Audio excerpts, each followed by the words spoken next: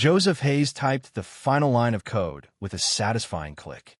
Another problem solved. Another day done. He leaned back in his office chair and checked the time. 6:30 p.m. Earlier than expected. Good. He could surprise Alice and the kids with an early return from his business trip. The rain pattered against his hotel window. Typical Seattle weather. Joseph stood, stretching his tall frame. At 41, he still maintained the lean build of his younger days, though small wrinkles had begun to form at the corners of his eyes.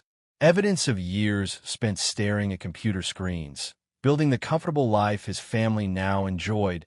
He packed his laptop with the same precision he applied to everything in his life. Each item in its proper place, each decision calculated. The hotel room looked almost untouched as he left it. Bed made, towels hung neatly. The drive home took 30 minutes. Joseph used the time to plan the weekend with his family. Maybe they could visit that new science museum Alina had mentioned. His 14-year-old daughter shared his analytical mind and insatiable curiosity. Or perhaps Caspian would prefer the aquarium. At 10, his son still marveled at everything, eyes wide with wonder at the world. The thought of their faces lighting up warmed Joseph from within. The rain had stopped by the time he pulled into their driveway. The two-story suburban home stood elegant against the darkening sky, windows glowing with warm light.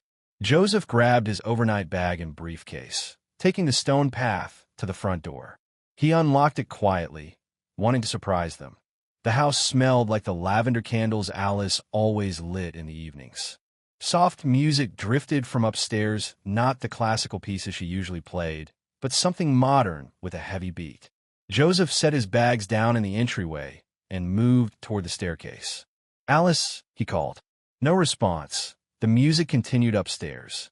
Joseph climbed the steps, his hand gliding along the polished wooden banister. The master bedroom door stood half open. A sliver of golden light spilled into the hallway. He pushed the door open further, mouth open to announce his early return, when he heard Alice's voice, but not addressed to him.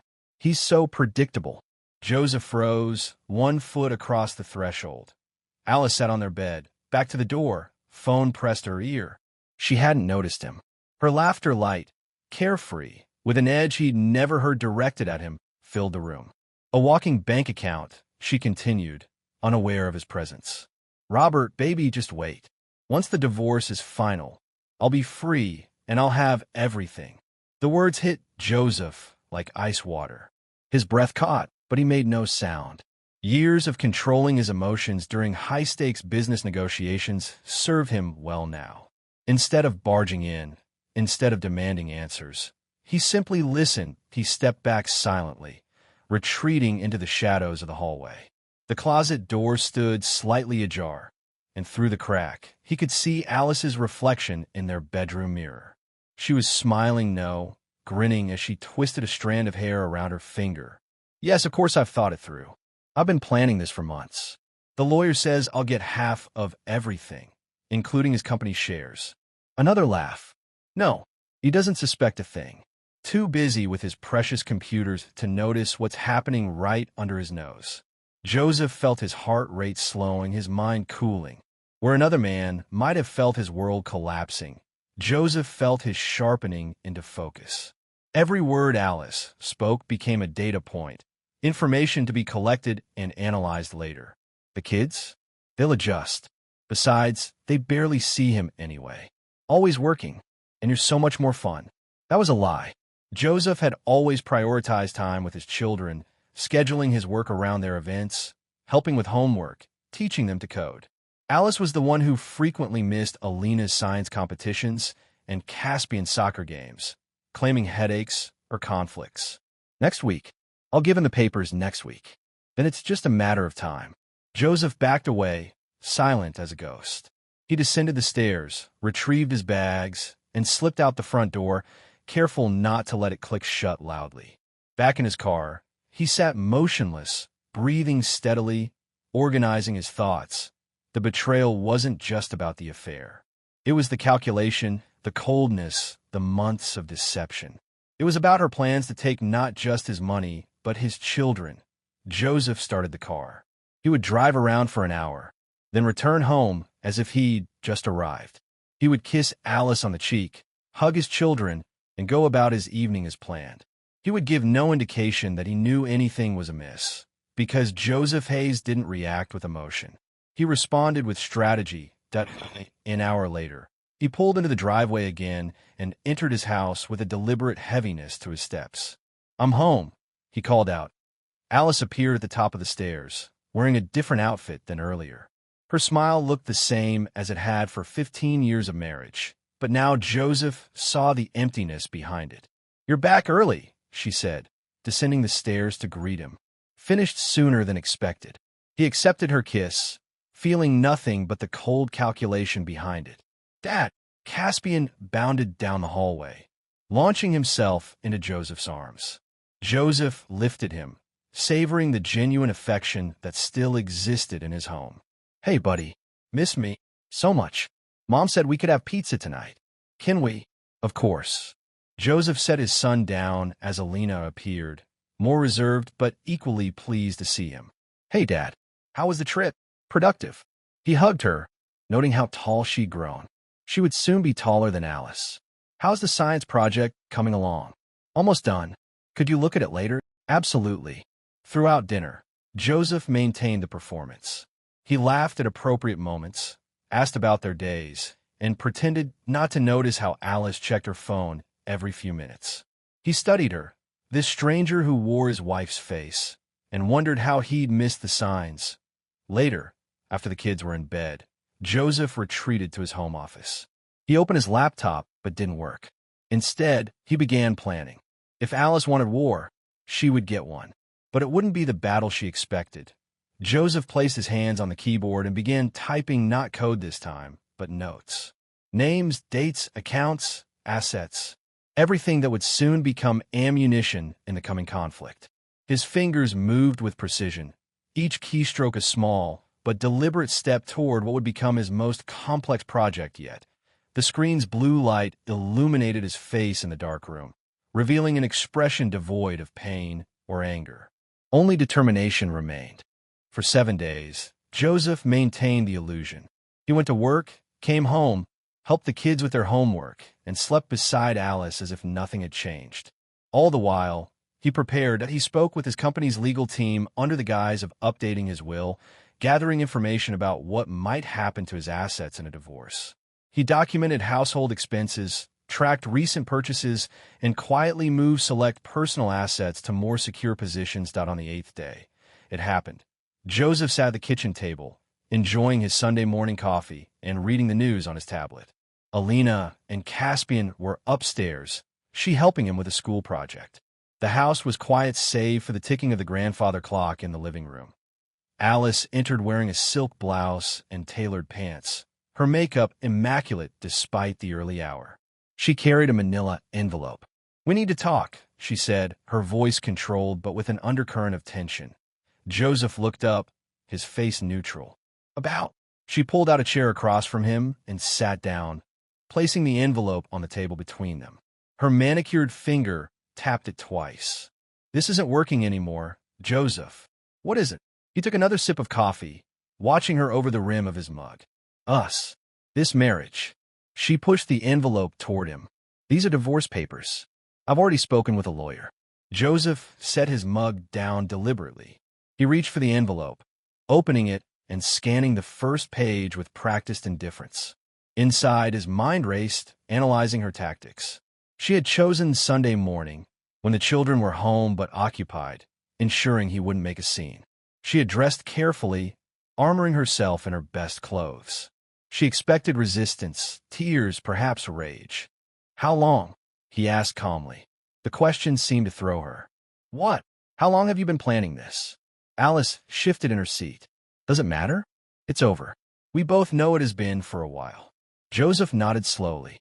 He reached into his pocket and pulled out a pen, the expensive one she'd given him for their 10th anniversary. With steady hands, he signed each flagged page, initialed where required, and dated the document. "There." He slid the papers back across the table. "Anything else?" Alice stared at him, confusion creasing her carefully made-up face. "That's it? No fight, no begging." Joseph leaned back in his chair. You want your freedom? You have it. A flash of uncertainty crossed her features before her smirk returned. I'll have my lawyer contact yours about arrangements for the children and the division of assets. Of course. Joseph stood, gathering his tablet and empty coffee mug. I assume you'll be moving out? Yes.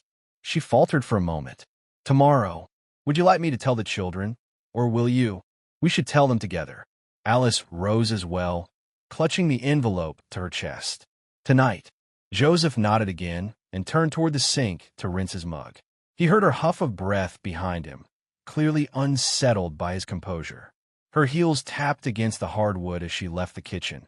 Alone, Joseph gripped the edge of the sink, allowing himself one moment of raw emotion before locking it away again. The water ran over his hands, cold and clarifying. This was just the opening move. The real game was only beginning. That evening, they gathered the children in the living room. Alina sat on the armchair, legs tucked beneath her, while Caspian sprawled on the carpet. Both sensed the tension, their young faces watchful and wary. Alice spoke first. Your father and I have something to tell you. Caspian looked up from the carpet fibers he'd been picking at. Are we getting a dog? No, buddy, Joseph said gently. Your mother and I have decided to separate. She'll be moving to her own place tomorrow. Silence fell heavy and thick. Alina's face hardened, her eyes darting between her parents. Caspian's brow furrowed in confusion. Like a divorce? He asked. Yes, Alice confirmed. Sometimes adults realize they're better apart than together. But why? Caspian's voice trembled. Did Dad do something wrong? Alice opened her mouth, but Joseph cut in. No one did anything wrong. People change. Your mother wants a different life now, and that's okay. He saw the flash of irritation in Alice's eyes. She hadn't expected him to frame it so neutrally. Will we have to move? Alina asked, her voice flat. No, Joseph assured her. You'll stay here with me. Your mother will visit, and sometimes you'll stay with her. But I don't want Mom to leave. Caspian's face crumpled. He jumped up and ran to Alice, wrapping his arms around her waist. Please don't go. Alice stroked his hair, murmuring reassurances. Over his head, she gave Joseph a triumphant look, as if Caspian's distress somehow proved her point. Alina hadn't moved. She watched the scene with an unsettling stillness, her adolescent face showing a maturity beyond her years. I think I'm going to my room, she said finally. Alina, wait. Alice began. Let her go. Joseph interjected. She needs time. After Caspian had been calmed and sent to his room with promises that nothing would really change, Joseph and Alice stood alone in the living room. That went about as well as could be expected, she said, adjusting her blouse. They'll adjust, Joseph replied, echoing her earlier phone conversation words back to her, though she didn't know it. Children are resilient. I'll be by tomorrow around noon to get my things. I've already arranged for movers. Joseph nodded. I'll be at work. Take what's yours. The lawyer will handle the rest. Alice headed for the stairs, then paused. For what it's worth, I did love you once. Joseph met her gaze steadily. I know. She seemed to expect more, but when nothing came, she continued upstairs. Joseph remained in the living room, listening to the house settling around him. From upstairs came the muffled sound of Caspian crying. Down the hall, Alina's door remained firmly shut. Joseph closed his eyes briefly. Then he went to comfort his son. The next day, Joseph went to work as usual. He closed his office door, declined calls, and immersed himself in code. Numbers and logic had always been his refuge, their patterns soothing in their predictability. Unlike people, unlike Alice, when he returned home that evening, her closet was empty, her vanity bare. Perfume bottles, jewelry boxes, expensive shoes all gone. What remained were the photographs on the walls, the children's artwork, the bones of the home he'd built. Alina was at her desk when he checked on her, books spread open, pencil moving across paper. You okay? He asked from the doorway. She didn't look up. Fine. Want to talk about it? Not really. Her pencil paused. Is she living with him? Joseph stiffened. With who? Now Alina did look up, her eyes the same shape as his, but the same color as Alice's, meeting his directly. Robert, the guy from a gym. The one she's always texting. A cold clarity washed over Joseph. You knew. I'm not stupid, Dad. She's not exactly subtle. Alina turned back to her homework. You deserve better. Joseph crossed the room and placed a hand on her shoulder. She leaned into the touch slightly, the only indication that she wasn't as composed as she appeared. We'll be okay, he promised. I know. She gave him a small smile. You always have a plan.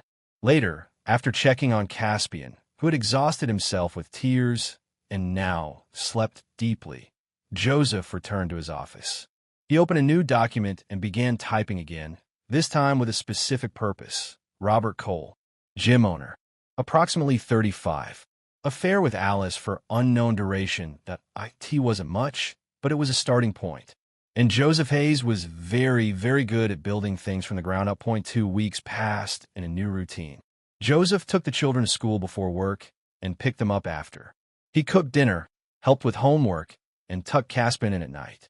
Alice called occasionally to speak with them.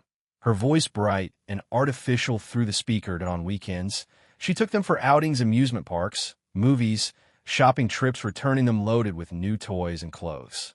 Trying to buy their affection, Joseph thought, but kept such observations to himself. Meanwhile, he began his investigation. IT started simply enough. He joined Robert's gym, paying for a year's membership up front. The facility was upscale, with glass walls and chrome equipment gleaming under bright lights. Robert himself was there often, moving among the members with practiced charm. Joseph kept his distance at first, establishing himself as just another client. He came in the mornings before work, when the place was quietest. He observed. He waited. On the third day, he struck up a conversation with a woman at the front desk. Great place, he commented, signing in. Been open long. About 5 years, she replied. Robert built it from nothing. Quite the success story. Impressive. He must be a smart businessman. She smiled, leaning forward. Between us, I think he had some help. His girlfriend invested a lot. She's got money, you know. Joseph raised an eyebrow. Lucky man. They're quite the couple. Been together almost 3 years now. 3 years. The information sank into Joseph like a stone. Alina had been 11 then. Caspian just 7. 3 years of lies. You know her? He asked casually. Alice? Sure. Comes in all the time. Gorgeous woman, always perfectly dressed. Joseph nodded, keeping his expression neutral. Thanks for the chat. Have a good day. He walked away, his mind cataloging this new information. 3 years wasn't just an affair. It was a parallel life. Over the next week, he pieced together more of the puzzle. He befriended a trainer who loved to gossip, listened to conversations in the locker room, and checked social media accounts. Alice had been careful to keep her own profiles clean, but Robert was less discreet. There were photos of them together at restaurants, at parties, at a beach resort, all dated during times Alice had claimed to be with friends or at conferences, but Robert wasn't the only one. A casual comment from the gossipy trainer. Before Robert, she was with that tech investor. What was his name? Sent Joseph down another path. Soon he uncovered evidence of at least 2 other affairs. One with a businessman who frequently traveled to Seattle, another with a local artist whose gallery Alice had claimed to visit for cultural enrichment. Joseph documented everything meticulously. Names, dates, locations. He didn't confront Alice with any of it. Not yet. He was building a case, gathering ammunition for the war to come. 3 weeks after signing the divorce papers, a new thought struck him. It came in the middle of the night, jolting him from restless sleep. A suspicion that had been growing, unnamed, in the back of his mind. The next morning, he called in sick to work for the first time in years. After dropping the children at school, he drove to a medical clinic across town. I'd like to order paternity tests, he told the receptionist. For 2 children. She handed him forms without judgment. You'll need DNA samples from all parties. Joseph nodded. I have access to the children's toothbrushes. Will that work? Yes, sir. And the mother? That won't be necessary. I just need to know if I'm the father. The woman's eyes softened slightly. Results take about a week. Rush it, Joseph said, pulling out his credit card. Please. 5 days later, an email arrived in his secure account. Joseph sat in his home office, cursor hovering over the attachment. Whatever information lay inside would change everything. Again, that he clicked. The medical terminology was dense, but the conclusion was clear: 0% probability of paternity for either child. Joseph leaned back in his chair, the room spinning slightly around him. Neither Alina nor Caspian was his biological child. 14 years of fatherhood a lie. 10 years a lie that he stood abruptly, needing to move. Pacing the office, he struggled to process this new reality. The children he'd raised, taught, loved, they shared no DNA with him. Their biological fathers could be any of Alice's lovers, or men he didn't even know about. Did it matter? Joseph stopped pacing, the question hanging in his mind. Did it change how he felt about Alina and Caspian? Did it negate the years of bedtime stories, of teaching Alina to code, of cheering at Caspian soccer games? No, it didn't. They were still his children in every way that mattered. But Alice had stolen something precious from him, the truth. She had let him believe these children were his flesh and blood, all while knowing they weren't. That night, as he helped Caspian with his math homework and listened to Alina talk about her day, Joseph watched them with new eyes. He searched their faces for signs of their true parentage, for features that should have told him years ago. But all he saw were the children he loved that he wouldn't tell them. Not now, maybe not ever. This burden was his to bear, but Alice would know that he knew.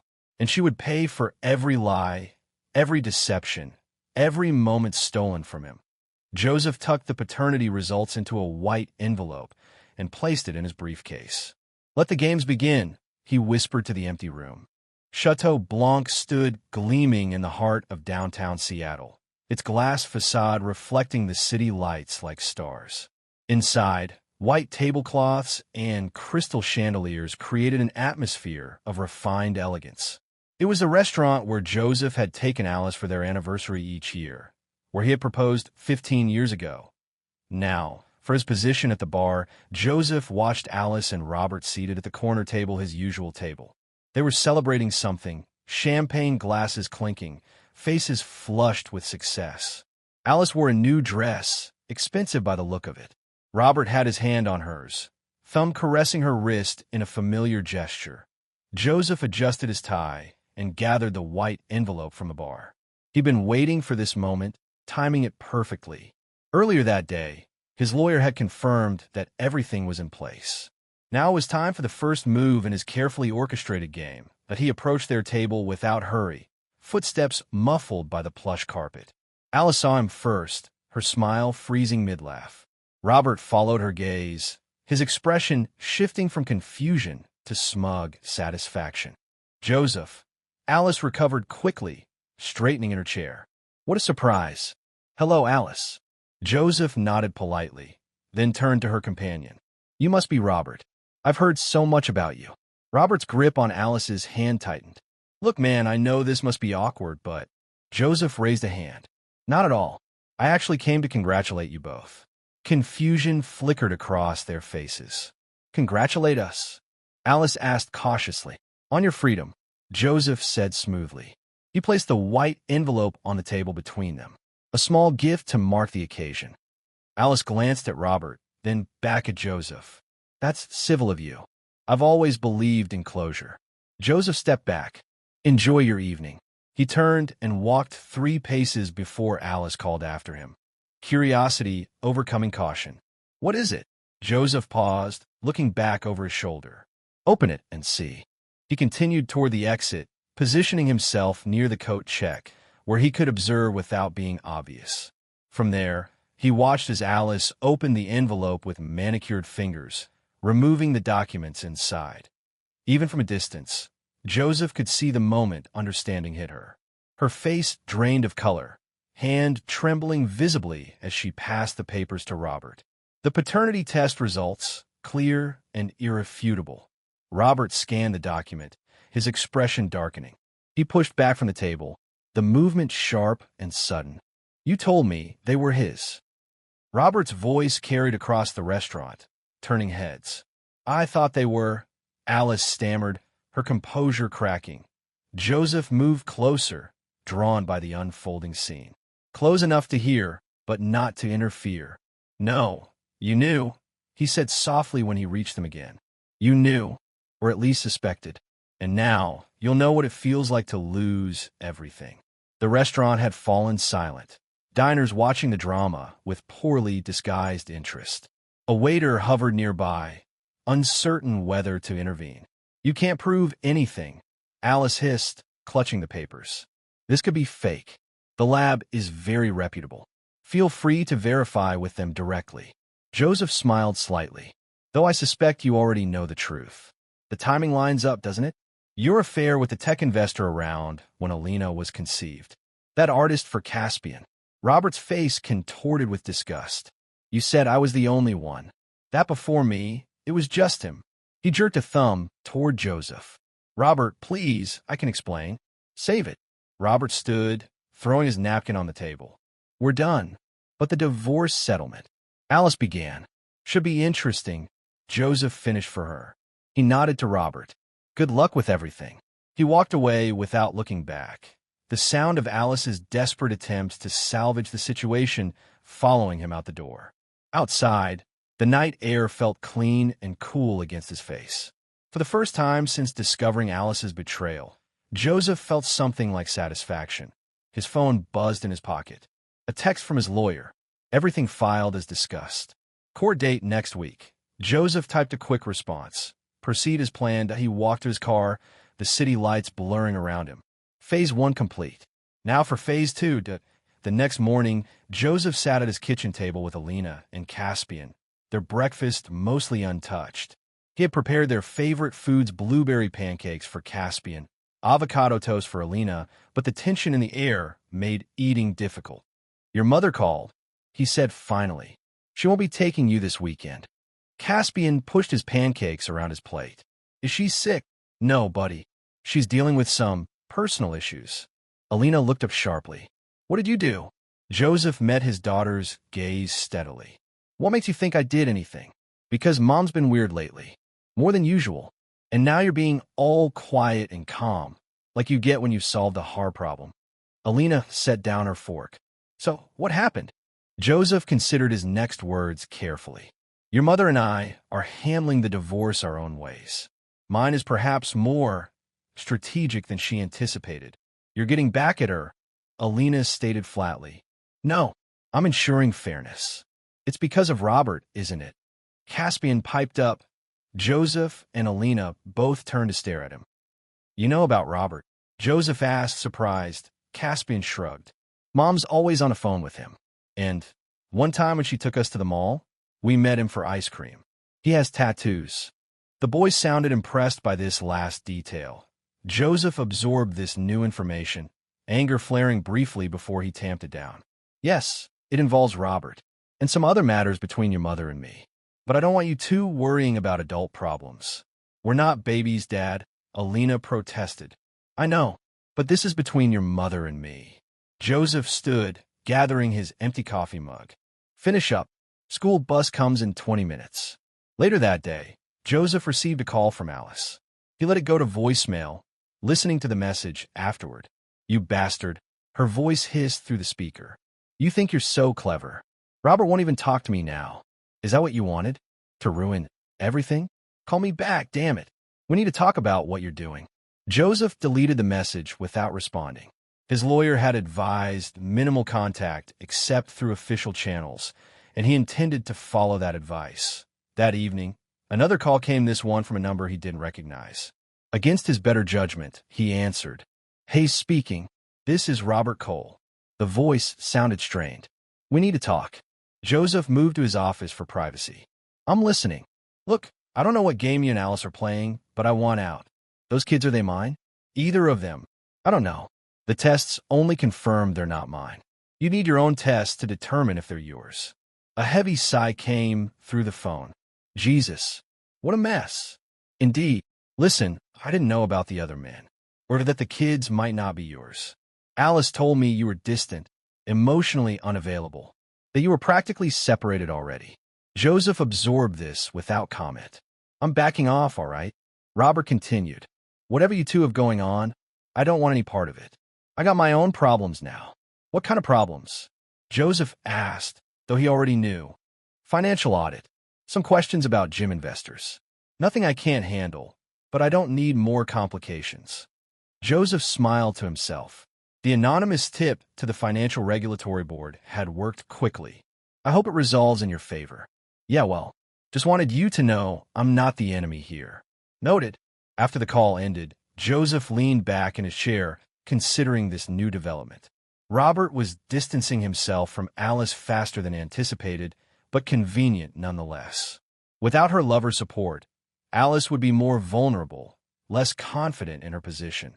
The next phase could begin. The downtown law office bustled with morning activity as Joseph sat across from his attorney, Cameron Wilson.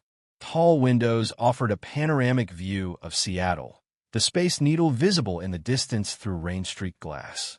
Everything is proceeding as planned, Cameron said, sliding a folder across the polished table. Judge Harmon is known for being fair but strict about contract law. The paternity fraud revelation strengthens our position considerably. Joseph opened the folder, scanning the documents inside. And the financial provisions? Airtight. The prenuptial agreement she signed had clear infidelity clauses, combined with the supplementary divorce agreement, which she signed without proper review. Apparently, she has essentially forfeited any claim to your assets. In fact, given the paternity fraud, we can countersue for damages. I don't want to bankrupt her completely, Joseph said, looking up from the papers. Just ensure she doesn't profit from her deception. Cameron nodded. Still playing it soft, I see. Very well. But be prepared, her attorney has requested a meeting. They'll try to renegotiate. Let them try. 2 days later, Joseph sat in the same conference room, now facing Alice and her lawyer, a sharp-featured woman named Veronica Tate. Alice looked less polished than usual, strain showing around her eyes and mouth. This agreement is unconscionable, Veronica began, tapping a manicured nail against the divorce papers. My client signed under duress, without proper legal counsel. Cameron raised an eyebrow. She had 2 weeks to review the documents and consult with an attorney. The signature page clearly indicates she waived that right. She was emotionally vulnerable. She was planning this divorce for months. Joseph interrupted, his voice calm. Phone records show multiple calls to divorce attorneys dating back nearly a year. Hardly the actions of someone caught unprepared. Alice's eyes widened. You checked my phone records? I checked everything, Alice. The affairs, the planning, the lies. All documented. Veronica placed a restraining hand on Alice's arm. Let's stay focused. Mr. Hayes, be reasonable. You're attempting to leave my client with nothing after 15 years of marriage. Not nothing. Just nothing of mine. Joseph leaned forward. She keeps what she brought into the marriage, plus any assets acquired solely in her name. Given her spending habits over the years, that's quite substantial. The children are not biologically mine, as you well know, yet I'm still offering full financial support for them and requesting primary custody. I'd say that's more than reasonable. Alice's facade finally cracked. You can't do this to me. The house, the cars, my lifestyle, you can't just take it all away. I'm not taking anything away. I'm simply not giving you what isn't yours. Joseph met her gaze steadily. You gambled, Alice. You lost. This is revenge, she spat. No, this is a consequence. The meeting ended in a stalemate, but Joseph knew the advantage was his. The court date was set for the following week. That weekend, while the children were at a previously arranged sleepover with friends, Joseph changed the locks on the house.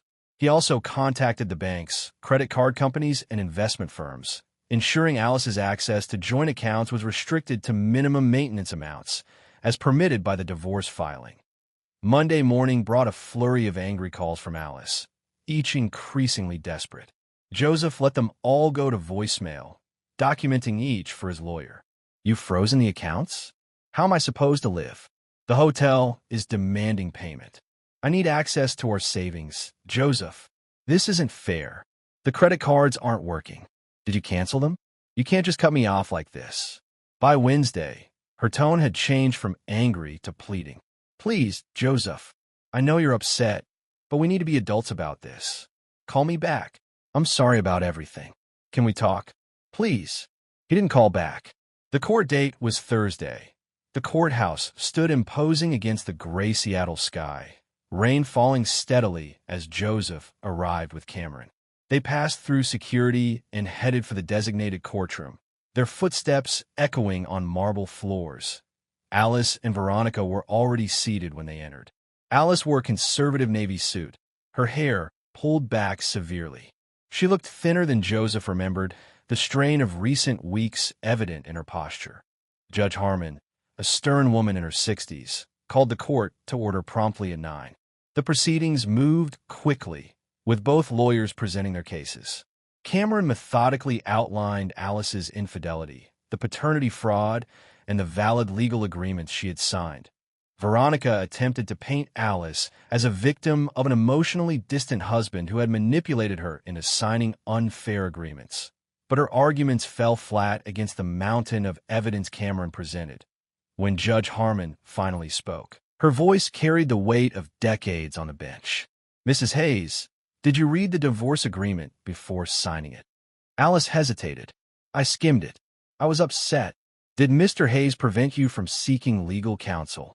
"No, but did you understand that by signing, you were agreeing to the terms contained therein?" "Generally, yes, but I didn't realize." "Mrs. Hayes." Judge Harmon's tone brooked no further evasion. "The court cannot protect individuals from their own poor decisions. The agreements you signed are legally binding. The infidelity clauses in your prenuptial agreement are enforceable, and the evidence of paternity fraud is, frankly, disturbing." Alice paled. "Therefore, this court upholds the financial arrangements as outlined in the divorce agreement. Mrs. Hayes shall retain assets solely in her name, and personal property is specified. Mr. Hayes retains all other marital assets, including the family home. Child support will be determined pending the outcome of further paternity testing if Mrs. Hayes wishes to pursue it." The gavel fell with finality.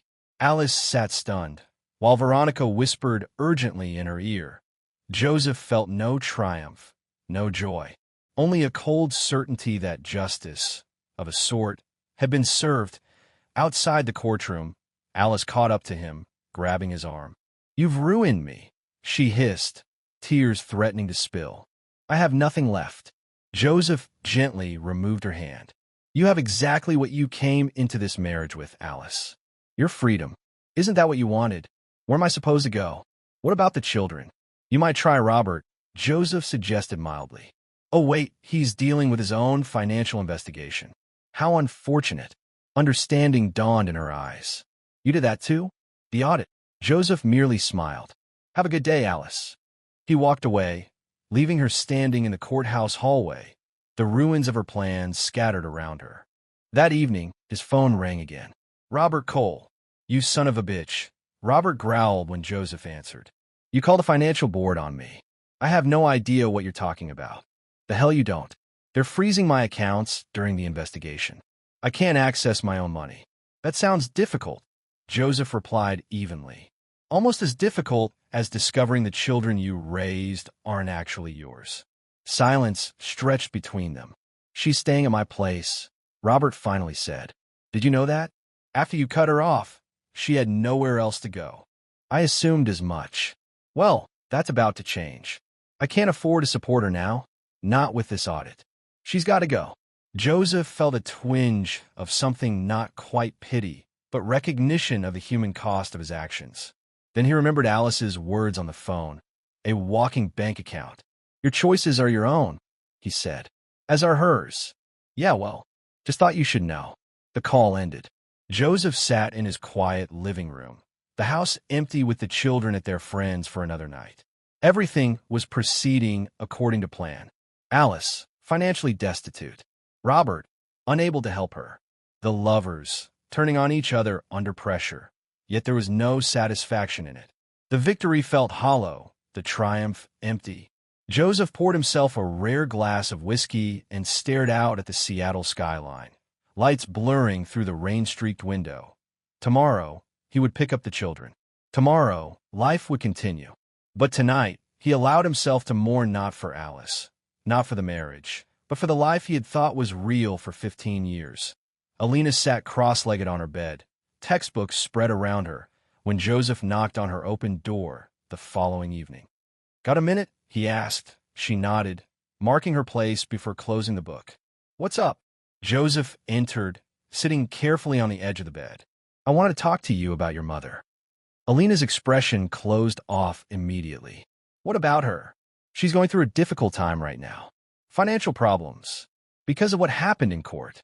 At Joseph's surprised look, she added, "I'm not stupid, Dad. I know how to use the internet. Public records." Joseph smiled faintly. "You're too smart for your own good sometimes. So you took all the money." "Not all of it. Just what was legally mine." Alina studied him for a moment. "Is this the part where you tell me I should feel sorry for her?" "No," Joseph said quietly. "This is the part where I ask how you're feeling about everything." She looked down, picking at a loose thread on her bedspread. "She called earlier, crying. Said she might have to move away for a while to get back on her feet. Asked if I would come with her." Joseph's heart stuttered. "And what did you say?" "I told her no." Alina looked up, her eyes hard in a way no 14-year-old should be. "She lied to you. She lied to us. She doesn't deserve us." Joseph reached out, taking her hand. "Alina, despite everything, she's still your mother. A mother doesn't do what she did." Alina pulled her hand away. "She called me an ungrateful brat. Said after everything she'd done for me, I should be on her side. But what has she really done? You're the one who's always been there." The words warmed Joseph even as they saddened him. "Love isn't something you earn, Alina. It just is. You could be angry with her, but nothing. I made my choice." She reopened her textbook, signaling the end of the conversation. "I'm staying with you." Joseph nodded, respecting her boundaries. "I'll call you when dinner's ready." Caspian proved a more difficult conversation. At 10, he understood less but felt everything more acutely. Joseph found him playing video games in the den, thumbs moving rapidly over the controller. "Hey, buddy, pause that for a sec." Caspian sighed dramatically but complied. "What?" "Your mom might be coming by tomorrow to talk to you." The boy's face brightened momentarily, then fell. "Is she taking us for the weekend after all?" "No, not this time. She's having some adult problem she needs to sort out. Because you took all her money." Caspian's directness was startling. "Who told you that?" "Mom texted. She said, you're being mean and not letting her have any money for a place to live." Joseph sat beside his son, choosing his words with care. "That's not exactly true. Your mom and I had an agreement about money, and the judge said we need to stick to that agreement. So she's poor now. Not poor, just not as comfortable as before." Caspian put down the controller completely, turning to face Joseph. "Is it because she has a boyfriend?" "It's complicated, buddy. Grown-ups always say that when they don't want to explain." Caspian folded his arms. "I'm not a baby." Joseph smiled despite himself. "No, you're not. The truth is, your mom made some choices that hurt our family. The consequences of those choices mean she has less money now. Is she going to be okay?" "Yes. She might have to work more, or live in a smaller place for a while, but she'll be okay." Caspian nodded, absorbing this. "Can I still see her?" "Of course. She's still your mom, and she loves you. Do you still love her?" The question caught Joseph off guard. Did he? The anger was there, the sense of betrayal. But love? That had died the moment he heard her on the phone, plotting to take everything from him, including the children who, he now knew, weren't biologically his. "I care about her as your mother," he answered carefully. "But sometimes adults stop being in love. That doesn't mean we stop caring about what happens to each other."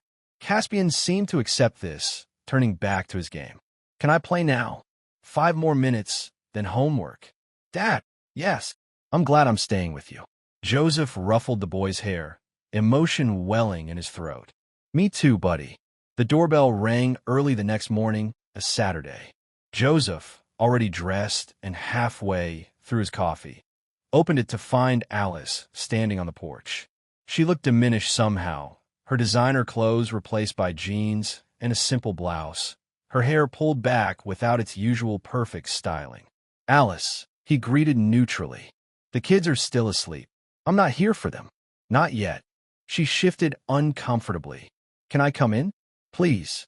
Against his better judgment, Joseph stepped aside, allowing her into what had once been their shared home.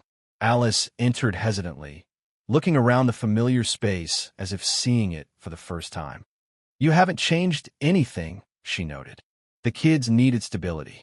She nodded, following him to the kitchen. "Coffee?" "No, thank you."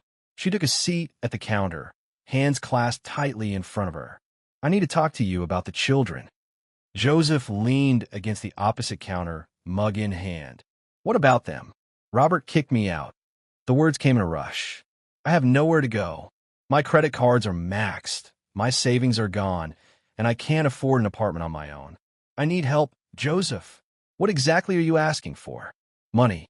A loan. Just until I get back on my feet." She looked up, desperation in her eyes. "For the kids' sake." Joseph took a slow sip of coffee. The court was quite clear about the financial arrangements. "Damn the court." Her voice rose, then immediately lowered as she glanced toward the stairs. "This isn't about legalities. It's about our family. The family you were eager to leave for Robert, for the other men before him." Alice flinched. "I made mistakes. Terrible ones. But I'm still their mother." "Yes, you are." Joseph set down his mug. "Which is why I'll pay for a modest apartment for 6 months. Not for you, but so the children have somewhere reasonable to stay when they visit you." Relief washed over her face. "Thank you. God, thank you." "With conditions," he continued. "The lease will be in my name. You'll get a job, any job, to cover utilities and food. And you'll stick to the visitation schedule set by the court." Her relief dimmed somewhat. "You don't trust me at all, do you? Would you in my position?" Alice looked away. "No, I suppose not." She stood, straightening her shoulders. "May I see them now? They'll be up soon. You can wait in the living room." She moved to leave the kitchen, then paused. "For what it's worth, I am sorry. Not just for getting caught, but for all of it." Joseph didn't reply. Her words meant nothing against the weight of her actions. Alina came downstairs first, stopping short when she saw her mother. Her face hardened instantly. "What are you doing here?" "Alina." Alice moved toward her daughter, arms outstretched. "Baby, I've missed you." Alina stepped back, avoiding the embrace. "Really? You've been too busy to call all week." "I've been dealing with some problems. Dad told us. You're broke because you cheated and lied." Alice shot Joseph an accusatory glance.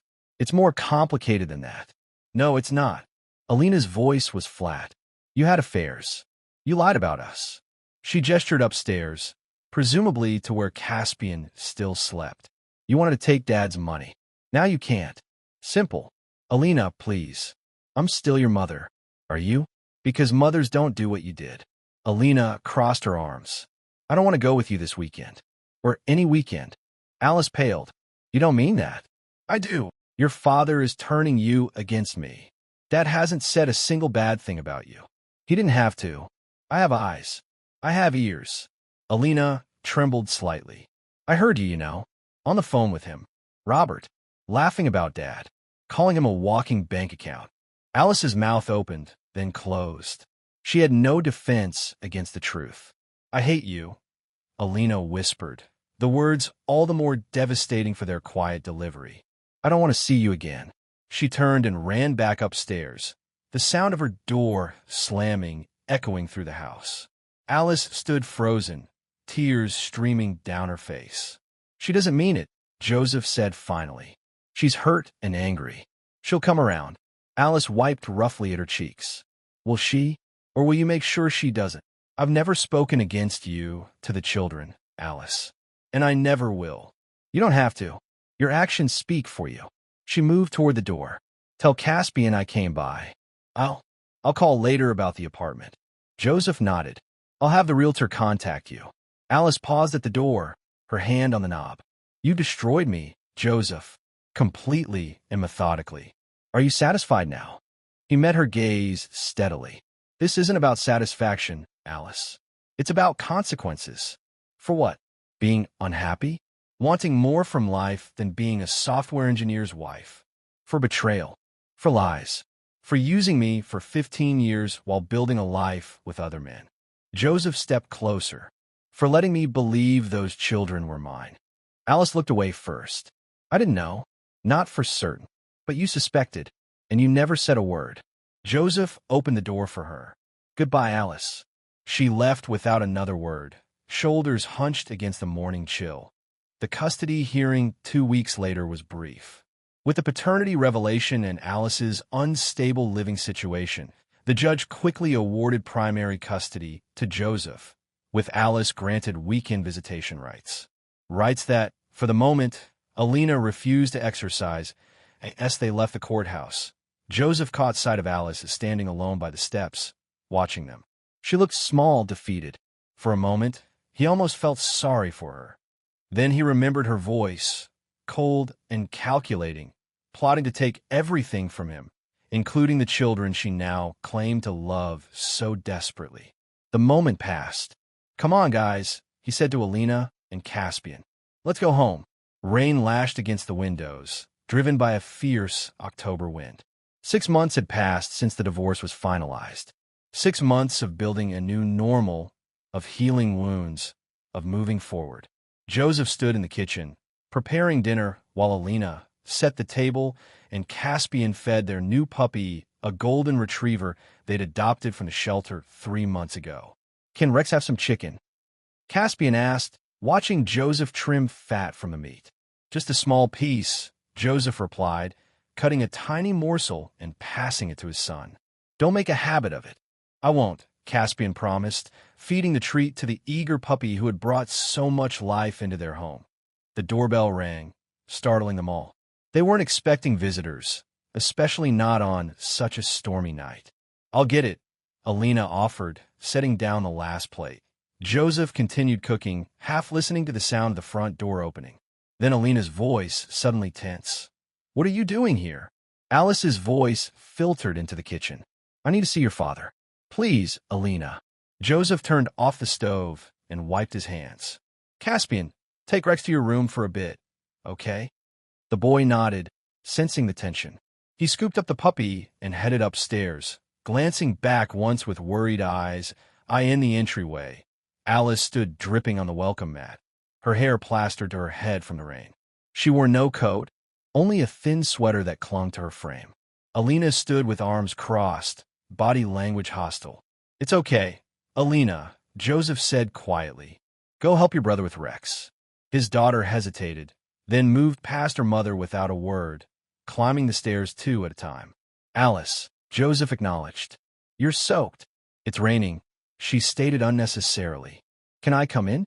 Please. Against his better judgment, Joseph stepped aside, allowing her into the warm house.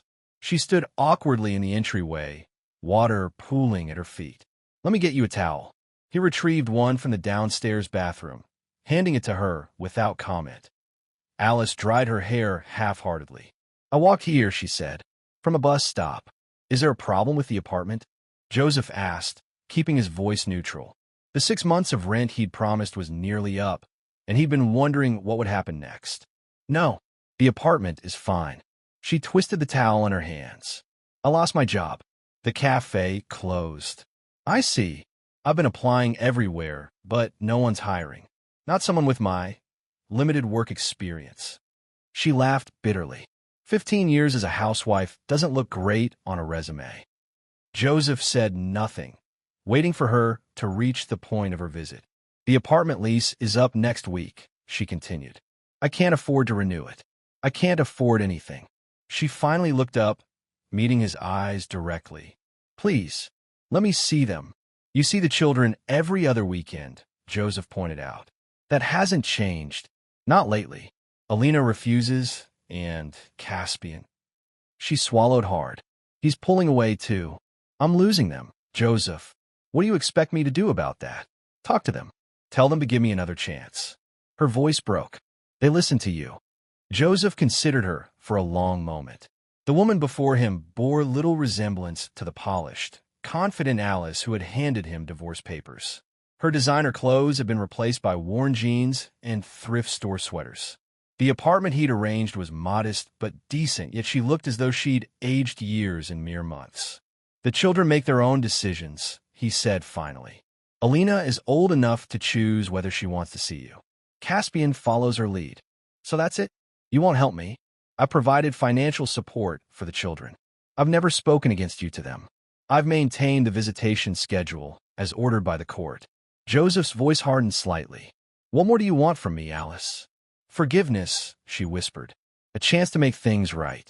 Joseph shook his head slowly. You made your choices. Now live with them. Alice flinched as if struck. You're enjoying this, aren't you? Seeing me suffer. No, I take no pleasure in your situation. But you won't help either. I've helped enough. Joseph moved toward the door, signaling the end of the conversation. It's dinner time.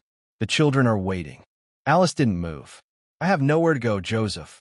The lease ends next week. I have no money, no job prospects. Please. That sounds like a problem you should discuss with your boyfriend. Or one of the others. Perhaps one of Alina's or Caspian's actual fathers might be interested in supporting you. The cruelty of the statement hung in the air between them. Alice paled. I deserve that, she acknowledged quietly. But I'm asking you, human to human. Help me. Joseph studied her, searching for the manipulation, the angle. But all he saw was desperation. Still, his resolve remained firm.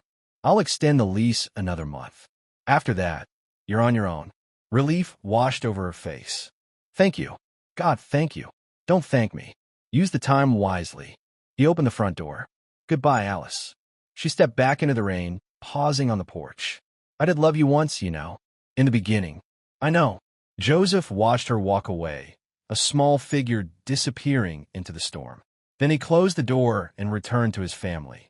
Later that night, after the children were in bed, Joseph sat in his office, staring at the rain-streaked window. The confrontation with Alice had unsettled him more than he cared to admit. Not because he felt guilty, he didn't, but because seeing her reduced to begging had brought him no satisfaction. The revenge he'd methodically executed had worked perfectly, yet the victory felt hollow. His phone buzzed with a text from Serafina Grant, the journalist he'd met at a tech conference 3 months ago. Still on for coffee tomorrow? Joseph smiled slightly. Looking forward to it, he set the phone down, his thoughts turning to the future rather than the past.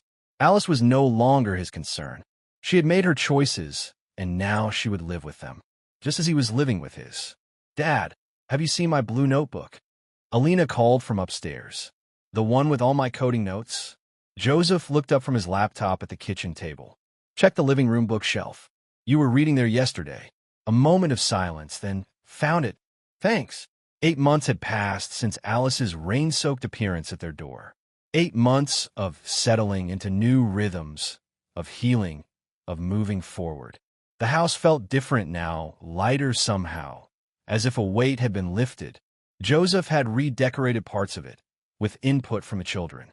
New paint colors, new furniture arrangements, small changes that made the space feel fresh, unencumbered by the past. Rex bounded into the kitchen, now nearly full-grown, his golden fur gleaming in the morning sunlight. He nudged Joseph's hand with his wet nose, requesting attention. No treats before breakfast, Joseph told him, scratching behind his ears. You know the rules. Caspian appeared, backpack slung over one shoulder. At 11, he was growing taller by the day, his face losing some of its childish roundness. Dad, can Rex come to my soccer game this weekend? If the field allows dogs, sure. Joseph closed his laptop. Ready for school? Almost. Did Mom call about Saturday? Joseph kept his expression neutral. She texted, said she's looking forward to seeing you. Alice had finally found steady work as an administrative assistant at a small insurance firm. The pay was modest, but it had allowed her to rent a small apartment on her own when Joseph's extension of the lease finally ended. Caspian had resumed regular visits, though Alina still refused. Cool. I want to show her my science project. Caspian stuffed a granola bar into his pocket. She'll think the robot arm is awesome. I'm sure she will. Joseph checked his watch. Bus comes in 10 minutes. Better grab your lunch. As Caspian rushed to comply, Alina descended the stairs, notebook in hand, headphones around her neck. At 15, she carried herself with a seriousness beyond her years, her dark hair pulled back in a practical ponytail. Ready? Joseph asked. She nodded, slipping the notebook into her messenger bag. Advanced Coding Club meets today. I might be late. Text me when you're done. I'll pick you up. Actually, Alina hesitated. Lisa's mom offered to drive me home. We're going to work on our project together at her house. If that's okay. Joseph smiled. Of course it's okay. Have fun. Just be home for dinner.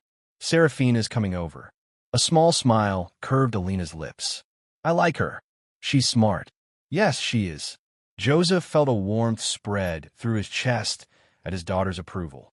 Serafina Grant had entered their lives gradually, first as a friend, then as something more. A former tech journalist who had transitioned to freelance writing, she possessed a sharp intellect and kind heart that had drawn Joseph from the beginning. She promised to help me with my investigative journalism project, Alina added, zipping her bag. She knows all the best research techniques. I'm sure she'll be happy to help. Joseph handed her a lunch bag. Bus. Go. The children rushed out, Rex following to the door before being called back. Joseph watched through the window as they joined other neighborhood kids at the bus stop. Alina immediately absorbed in conversation with her friend Lisa. Caspian roughhousing with a boy his age. Normal. Ordinary. Healing. His phone buzzed with a text from Serafina. Looking forward to tonight. Need me to bring anything? Just yourself, he replied. Kids are excited to see you too. Joseph moved through the morning routine, letting Rex out into the fenced backyard, tidying the breakfast dishes, preparing for his remote workday. His company had been flexible about his hours since the divorce, allowing him to be home when the children needed him. The arrangement had worked so well that they'd made it permanent, with Joseph coming into the office only 3 days a week. At his home desk, surrounded by family photos and children's artwork, Joseph opened his laptop again. The latest project required his full attention, a complex security system for a major financial institution. He immersed himself in the code, finding satisfaction in creating order from chaos, solutions from problems. Hours passed in productive work until his phone buzzed again. A different message this time, from a number he recognized but had not seen in weeks. Need to talk. Important. Please call when you can. Joseph frowned. Alice rarely contacted him directly anymore, instead communicating about the children through a co-parenting app as suggested by the court. For her to text him meant something unusual that he debated ignoring it, then decided against it. Whatever it was, better to address it quickly rather than let it fester. Hello, Alice, he answered when she picked up his call. Joseph, thank you for calling back. Her voice sounded different, steadier, more composed than the last time they'd spoken. What's the important matter? I've been offered a job. A good one, with an international insurance company. A pause. In Chicago. Joseph absorbed this. I see. When would you start? Next month if I accept. It's a significant raise, a chance for real advancement. And you're calling because of the children, Joseph. Her voice softened. I want them to have the opportunity to visit me in Chicago. Regular visits. I know the custody agreement specifies they remain in Seattle, but I'm asking for your cooperation in arranging travel. Joseph considered this. Alice moving to Chicago would mean less frequent visitation, but also a clean break for all of them. Distance that might allow everyone to heal more completely. Caspian will be disappointed to have you further away, he said finally. I know, but I can fly back regularly, and during school breaks, they could come to me. If you allow it. There was no manipulation in her tone, just a straightforward request. And Alina, a sigh. I don't expect her to want to visit, but the door will always be open. Joseph nodded, though she couldn't see it. Let me think about it. Talk to the children. If they're open to the arrangement, I won't stand in the way. Thank you. Relief colored her voice. I've been trying, Joseph, to rebuild, to be better. I know, and he did. Despite everything, Alice had maintained sobriety, held a job, and never missed a scheduled visitation with Caspian. Small steps, but meaningful ones. There's one more thing. Alice hesitated. I received a letter. From Robert. Joseph tensed. What did he want? To apologize, actually. He's in Arizona now. Apparently, getting caught in that financial investigation was a wake-up call. He's working as a personal trainer, staying clean. Good for him. He mentioned you. Said you were right to do what you did. That we both deserved it. Alice paused. He wasn't wrong. Joseph remained silent, unsure how to respond to this unexpected admission. Anyway, I just wanted you to know. About Chicago. About everything. Her voice grew quiet. I'm trying to make amends, Joseph. Not to win you back or to change the past. Just to be someone our children might respect again someday. I hope you succeed, Joseph said, and was surprised to realize he meant it. Not for her sake, but for the children who, despite everything, still carried a piece of her in their hearts. I'll let you know when I've made the final decision about the job, she said. Thank you for hearing me out. After the call ended, Joseph sat for a long moment, processing the conversation. Alice in Chicago, 1,000 miles of distance. Perhaps that was what they all needed, space to grow beyond the shadow of betrayal and retribution. The rest of the day passed quickly in focused work and household tasks. By evening, the scent of roasting chicken filled the house as Joseph prepared dinner. Alina arrived home first, excited about the progress on her project. Caspian followed shortly after, muddy from soccer practice but grinning with the uncontainable energy of boyhood. The doorbell rang just as Joseph was setting the table. I'll get it. Caspian raced to the door, Rex at his heels. Serafina entered amid enthusiastic greetings from boy and dog alike. Tall and athletic, with curly dark hair and intelligent eyes, she balanced a bakery box in one hand while fending off Rex's excited jumps with the other. Easy, buddy, she laughed, scratching the dog's head. The cake is for after dinner. You brought cake. Caspian's eyes widened. Chocolate raspberry. From that bakery you like. Serafina handed the box to Joseph as he approached, accepting his quick kiss with a smile. Hi. Hi yourself, he replied, the simple exchange holding warmth that needed no elaboration. Alina appeared in the doorway. You're still going to help me with my journalism project, right? I've been researching techniques for investigative interviews. Absolutely, Serafina assured her. I brought some sample question frameworks that might help. Dinner was a lively affair, filled with overlapping conversations about school projects, work challenges, and weekend plans. Joseph watched his children interact with Serafina, Alina eager for mentorship, Caspian simply enjoying her playful nature. The scene felt right in a way he couldn't quite articulate. Later, after the children had gone upstairs to finish homework, Joseph and Serafina sat on the back porch, watching the stars emerge in the clear night sky. Rex dozed at their feet, occasionally twitching in doggy dreams. Alice called today, Joseph said, breaking a comfortable silence. She's considering a job in Chicago. Serafina turned to look at him. How do you feel about that? Relieved, mostly. It would create a clean break. More distance. He reached for her hand. Make room for what's next. And what is next, Joseph Hayes? Her fingers intertwined with his. He smiled, the expression reaching his eyes in a way it seldom had before. I'm still figuring that out, but I know who I want beside me while I do.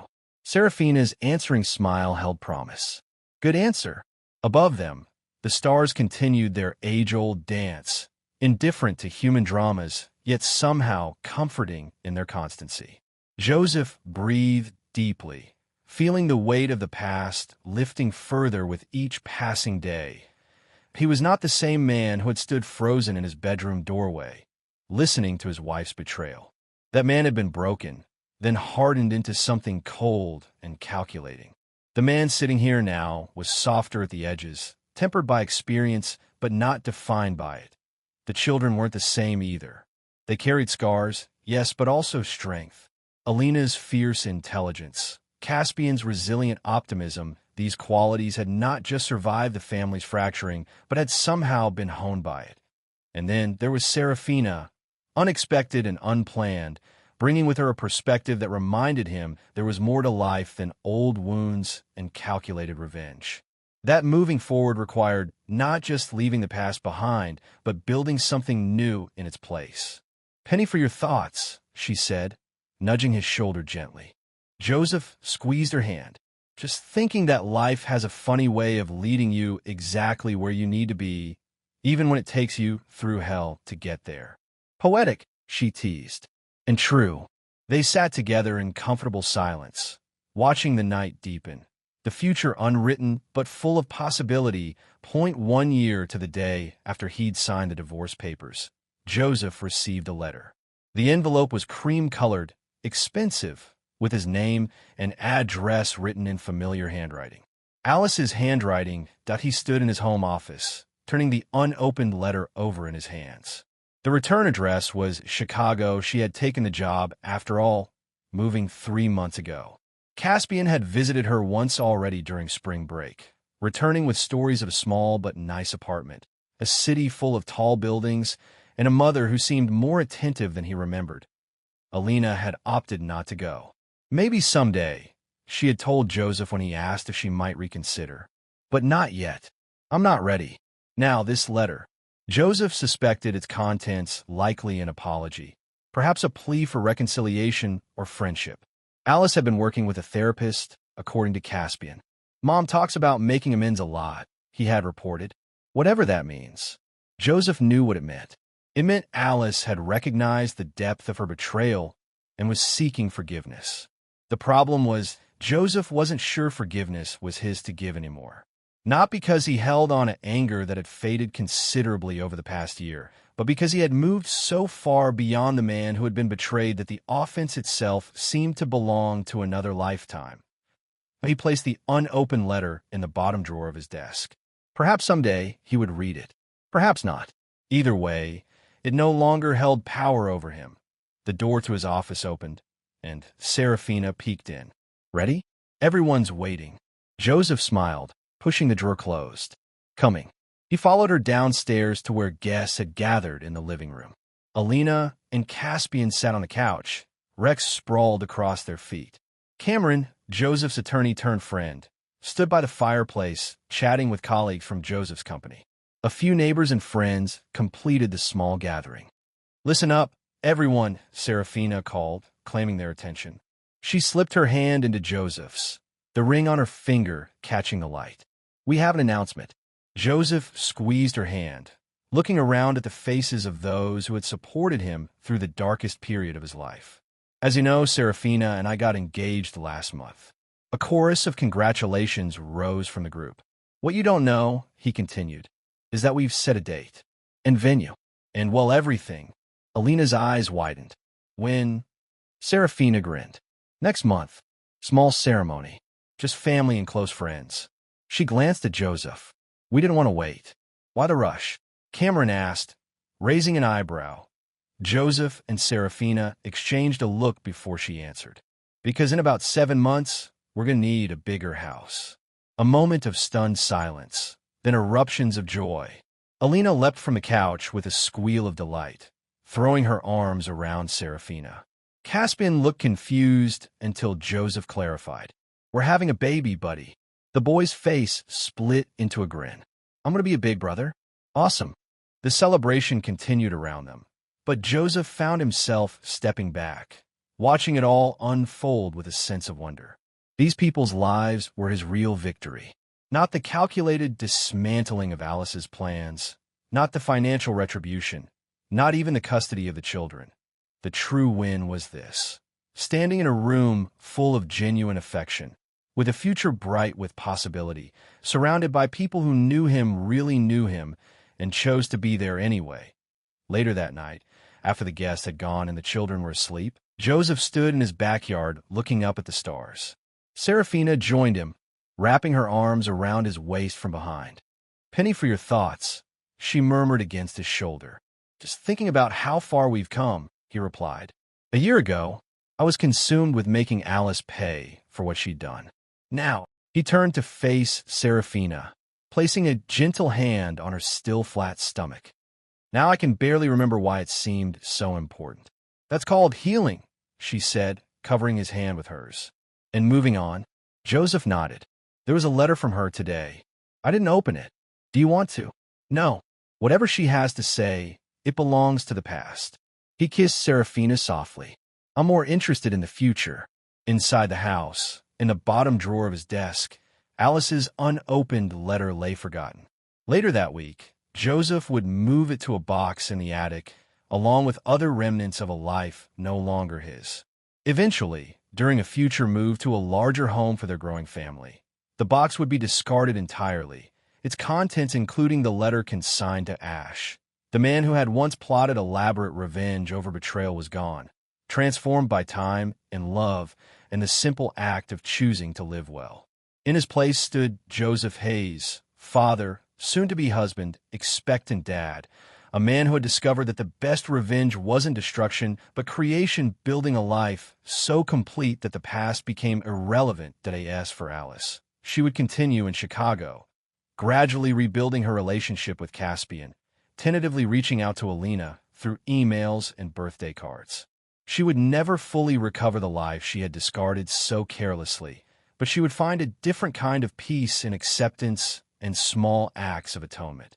And that, Joseph realized as he stood in his yard with the woman he loved, was the last laugh, not a vindictive chuckle of triumph, but the genuine laughter of joy that comes from understanding that the best way to overcome darkness is to create light. The past was dead, and he had won.